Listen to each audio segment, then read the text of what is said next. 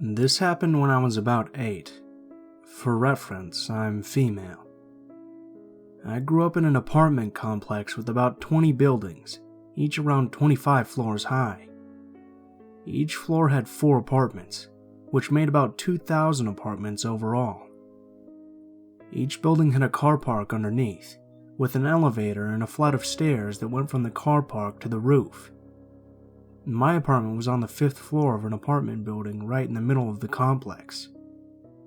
I used to take the bus home from school, and it would drop me off at the corner across from the complex. I'd cross the road and walk home. One day, I had gotten off the bus and crossed the road when I saw that some neighborhood kids had drawn a hopscotch on the footpath outside the complex. I loved hopscotch, so I dropped my bag and started playing. On my second go, a lady, she looked to be in her mid-20s, came over and asked if she could play too. I was a naturally shy girl, but I was also very polite, especially to adults. I gave her my stone and let her have a go. Once she'd had a go, she asked if her friends could play. 3 guys, all in their mid to late 20s, came over. This freaked me out. As I said, I was very shy, especially of males. I was aware that I was alone with them, and I felt very uncomfortable.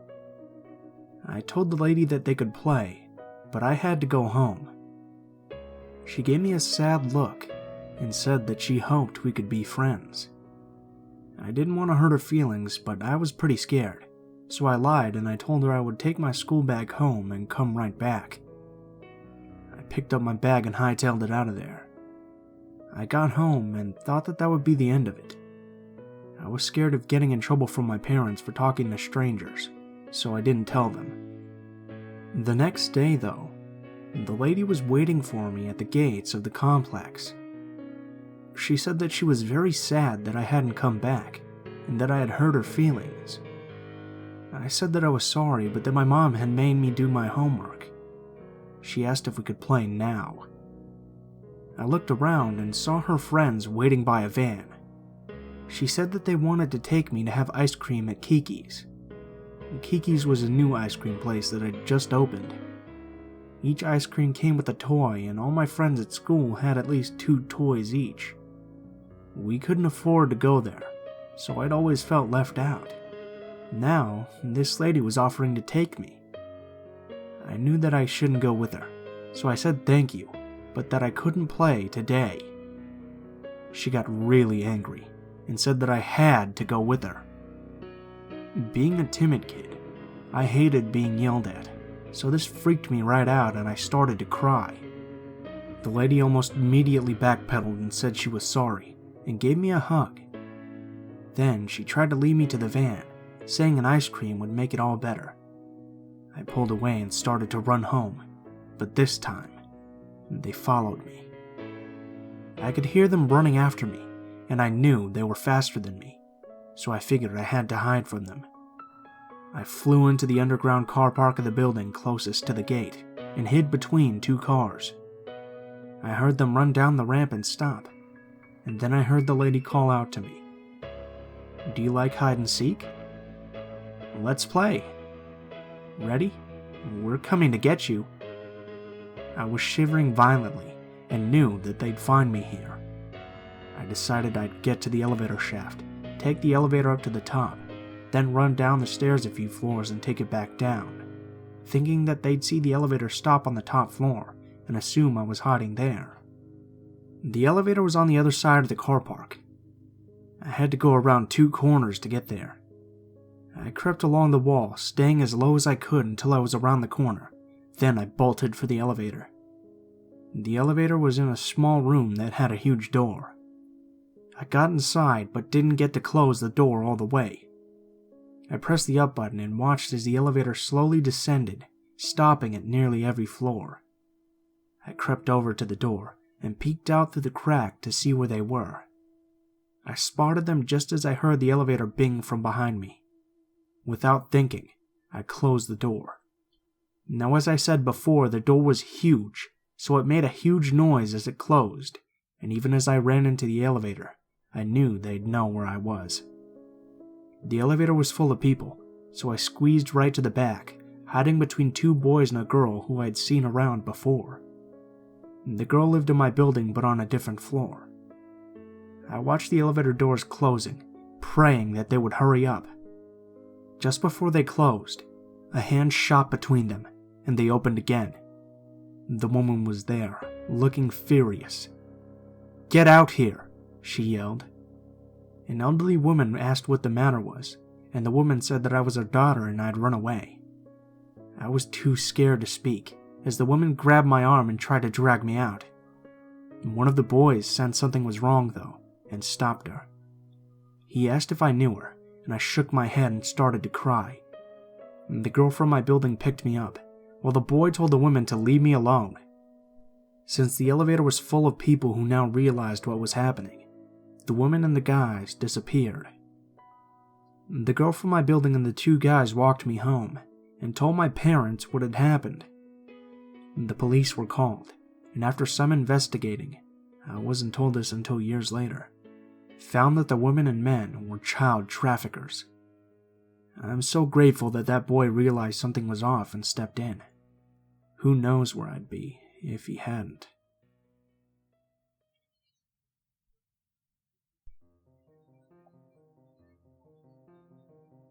A few years back, my husband and I were living in an apartment in Brooklyn. One night, we decided to check out our neighborhood sex offender registry, and we discovered an offender lived in our building. Not a big deal to us, as we don't have any children at the time, but I should mention that this guy was one creepy-looking dude. I'm talking about the wild hair, crazy eyes, creeper type of scary. We would see the guy walking around the building or our neighborhood every now and then. He even set up a fruit stand for a while, and would wildly yell at people as they passed by. He never bothered us, so we mostly didn't think about him. At the time, I was working a crazy job, where I would be at work really late every night and have to take a taxi home. On those nights, my husband would stay up late and wait for me to get back. I was also a bit brain dead when I would get home after a 20-hour shift, so sometimes it would take me a while to find my keys, and my husband would have to let me in. One night, I had texted that I was leaving the office around 3 a.m. About half an hour later, my husband heard our door handle jingling. Assuming that it was me, he got up and went to let me in. However, something made him look out the peephole first. And there he saw him, the sex offender, completely naked, standing outside our door. As soon as my husband looked out, the guy stopped jiggling the handle, looked up, and put his eyeball right up to the peephole, trying to look in, as if he could tell someone was looking out at him. Then for some reason, my husband opened the door. As soon as he did this, the guy tried to force himself into the apartment. Eventually, my husband got the door closed and called me. I was about a mile away from our building when I got the call, and I was terrified. It must have been obvious, because when we got to our building, the taxi driver asked if he could walk me to the front door. I told him yes, and then I would appreciate that, and he stood with me until my husband came outside to walk me in. We lived on the 6th floor, and from the moment we walked in, you could hear someone running up and down the staircase. We ran to the elevator and jumped in, pressing the door close button over and over until the elevator finally started to move. When we got to about the 3rd floor, the floor where the sex offender was at the time, he began banging on the elevator doors trying to get in, and then we heard him go to the staircase and start running up the stairs to catch us. When we got to our apartment, I called the cops to report the terrifying situation. It took them 2 hours to arrive, and by that time the guy had already picked up his clothes and gone home. The cops didn't even come inside the building. They made us go outside and didn't even get out of their car. When I explained what happened, they responded by saying, "You live in Brooklyn, get used to it." Eventually, we moved out of the building, but whenever we go back to that neighborhood, we still see the guy at his fruit stand, yelling at people walking by.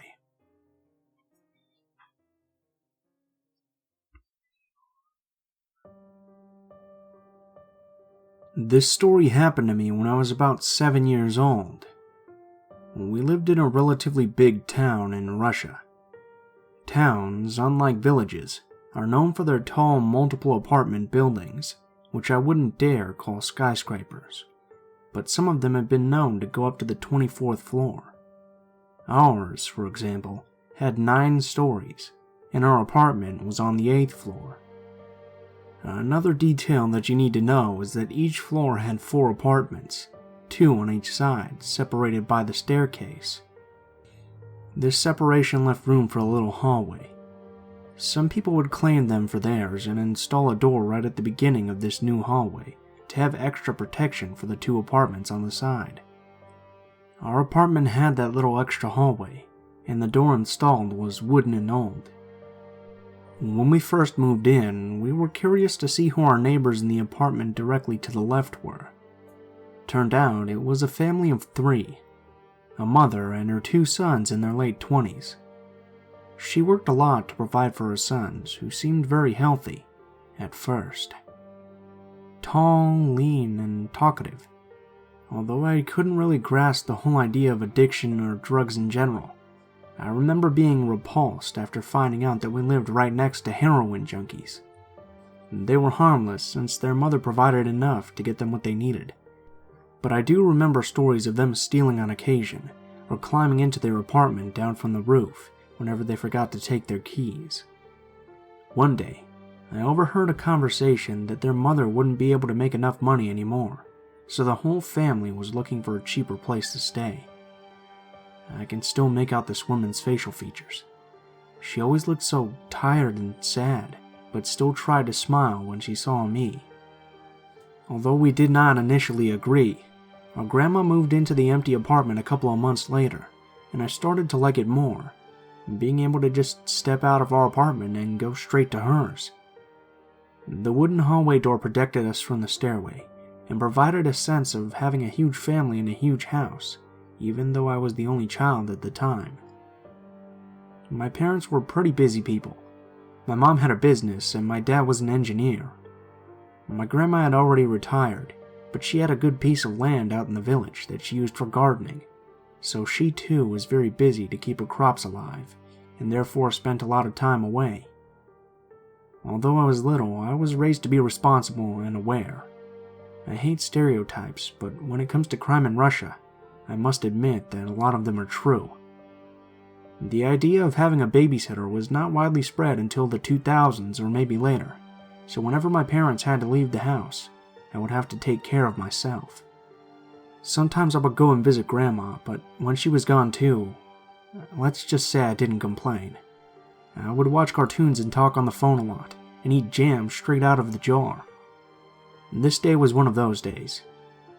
I turned the TV on and my private little party started. As always, I turned up the volume and attempted to sing along and dance to the music. I was all by myself and enjoying the hell out of it, until I was startled by a loud sound. The typical sound the door to my grandma's apartment made, because it was a bit old but modified from outside with some kind of a leather cushion. It provided a little more isolation, but it also made it more difficult to open or close the door. You had to pull really hard and also slam it shut. I felt a little embarrassed for my loud, goofy singing, so I turned off the TV and went to see if my grandma was already home from her garden. I knocked on her door, but I heard nothing. "Grandma?" I asked, loud so that she'd hear me coming. Nothing. I grabbed the keys for her door and opened it. "Grandma, are you home?" Even though I had a feeling that she was not home, a strange sensation crept through my body. I was completely sure that I'd heard the door slam, but nobody was there. I looked around and didn't see anything out of the ordinary, so I tried my best to shrug it off as me being mistaken and went back inside our apartment to continue to sing. A couple of minutes later, I heard it again. Trying not to freak out, I turned off the TV once again and went to see if Grandma was there this time. Maybe she'd left very quickly because she forgot something and now she had actually returned. I know that's pretty stupid, but I had to calm myself down somehow. Again, nothing. She wasn't at home. I went inside again and made sure to turn our lock 3 extra times. The entrance door was wooden and kind of so-so, but the lock on it was new and had steel pipes going deep into the wall to the left, up and down. I was waiting for the 3rd time. My heart was pounding, and I could hear it beating in our quiet apartment. I was terrified because I knew that somebody was trying to mess with me. I couldn't figure out how they made the noise and who was out there, but I knew that they wanted to get inside. I heard it again, a little more quiet this time, but still loud. Terrified to even look out the peephole, I looked at our hallway once I managed to catch my breath. Still nothing. A couple of seconds after that, I gathered the courage to slightly open our door and look outside. Just like I saw through the peephole, everything was fine with the hallway. Everything was fine with our door, my grandma's door, our hallway door too. But then I looked a little closer. One of the locks on the hallway door was hanging down from the only screw left. The other, smaller one, had fallen down to the floor and the steel latch was bent. I don't know how I didn't pee myself, seriously. I ran to the door with broken locks and tried to secure it somehow. A couple of seconds later, I realized that I couldn't do anything about it, so I ran inside and locked the door. Even though I was taught to call the police in case of an emergency, I called my friend from the same building first, hoping that her father would be there. He was. Crying and sobbing, I explained my situation the best I could, and he showed up immediately. His presence seemed to have scared whoever it was away, and I felt relieved. The locks had been destroyed, and so was our hallway door. Large enough pieces were ripped from it that it made it almost impossible to repair. Later that day, we called a door company and ordered the installation of a heavy iron door. You remember me telling you about our former neighbors? Well, apparently, the family was doing worse and worse financially, so those junkies became regular visitors at police stations for theft and other minor crimes.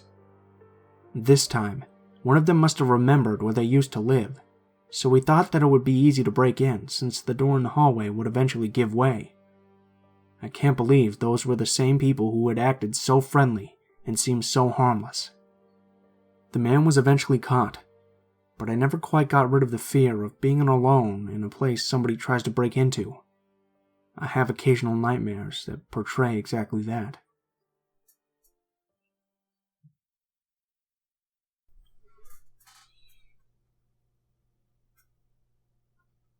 What's up, guys? Blue Spooky here, as always.